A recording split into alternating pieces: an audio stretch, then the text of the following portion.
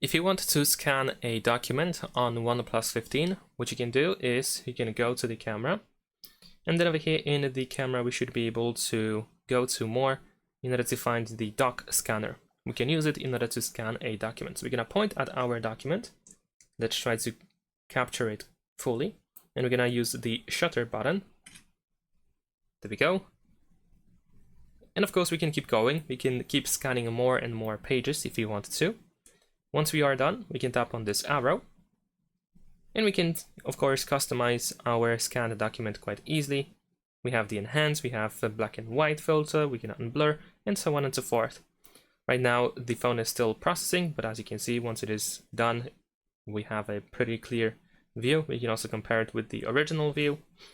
And once we are done, just tap on export in the bottom right corner, and we can choose to export as a PDF document or as image. There we go. Once it is exported, we can immediately open it by using any of the apps that you may have available on your phone. And that's pretty much it. Thanks for watching, leave a like and subscribe.